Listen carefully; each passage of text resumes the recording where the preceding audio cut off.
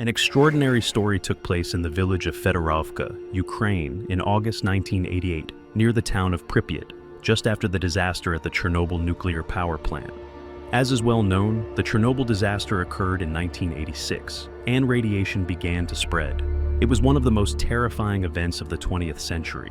Many people died from radiation, and others were left disabled. After the disaster, strange unidentified round objects, glowing and changing colors, started appearing over the village of Fedirovka, which was located about 35 kilometers from Pripyat. These objects were seen not only by the residents of Fedirovka, but also by people from nearby villages. But no one could understand what they were. They appeared suddenly and disappeared just as quickly, sometimes during the day, sometimes at night. People, already scared by the disaster, grew even more fearful of these phenomena in the sky. A week later, the police arrived in a neighboring village, but they didn't know what to do and had no idea what this phenomenon could be. They began taking photographs of the objects and recording footage. Soon after, investigators arrived from Kyiv and settled in one of the houses to observe the phenomenon. They were sent directly by the central authorities to monitor the situation and report on what was happening. They stayed for 5 days and then left. Life slowly returned to normal, but these objects continued to appear. People grew accustomed to their presence and stopped paying them much attention. However, on the night of August 7, 1988, people saw a very bright light, like a flash, but without the sound of an explosion. The villagers immediately called the police to report the incident. However, no one went to Pripyat as it was a restricted area due to radiation.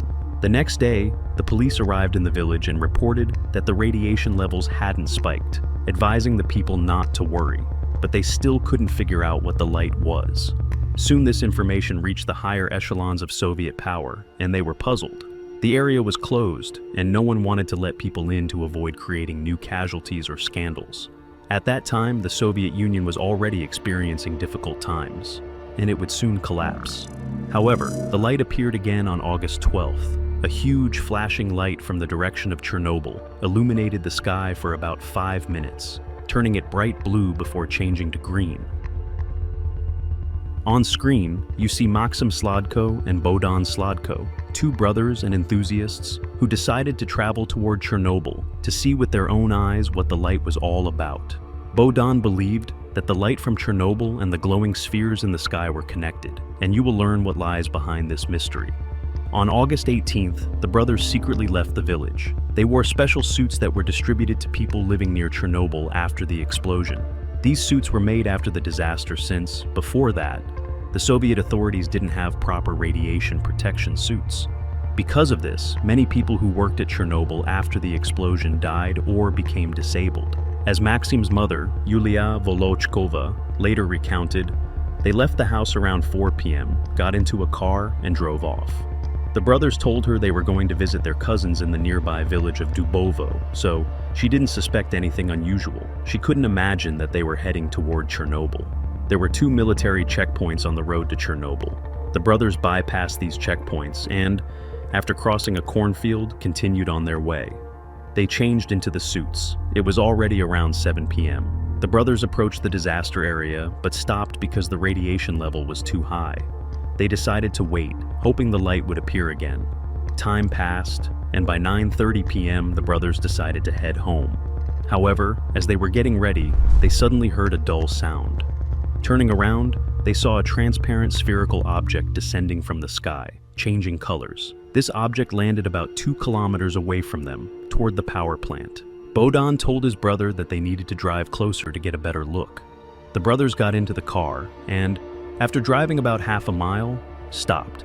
Suddenly, a bright light appeared from the direction of the power plant, lighting up everything around them as if it were daytime. The brothers couldn't open their eyes because of the brightness. They lay on the ground and saw the spherical object moving closer to them. Terrified, they ran. During the run, they lost each other. Maksym managed to reach a small forest and hid there, calling for his brother, but he couldn't find him. The object flew left of the forest and stopped, glowing purple. The object emitted a strange energy, and after 30 seconds, it shot up into the sky and disappeared. Maksym stayed in the forest for about 15 minutes before coming out and starting to search for his brother. The light from the lantern was fading, so he decided to return to the car. The car still had another flashlight, and with it, he went back to the scene of the incident. He searched for his brother all night, but couldn't find him. He decided to head home. When he returned, the neighbors were already outside, and his mother was crying. At that moment, Maksym's cousins arrived. Maksym, still in his suit, got out of the car. People immediately realized that he had been near Chernobyl or Pripyat. One of the neighbors immediately told Maksym to take off the suit and burn it.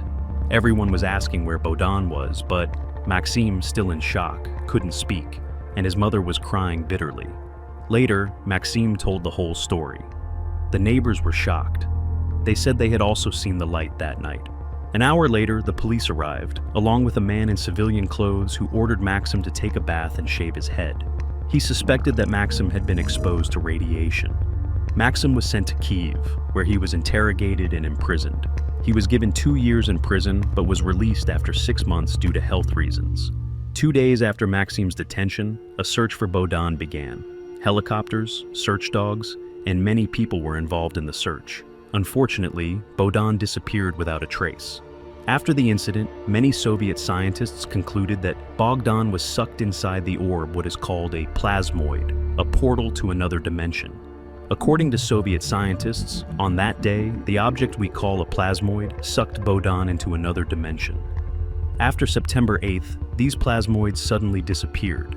Felix Yuryevich Ziegel, a Soviet mathematician, scientist, astronomer, and ufologist, claimed that plasmoids were indeed portals to other dimensions, and it was through these portals that unidentified flying objects entered our world.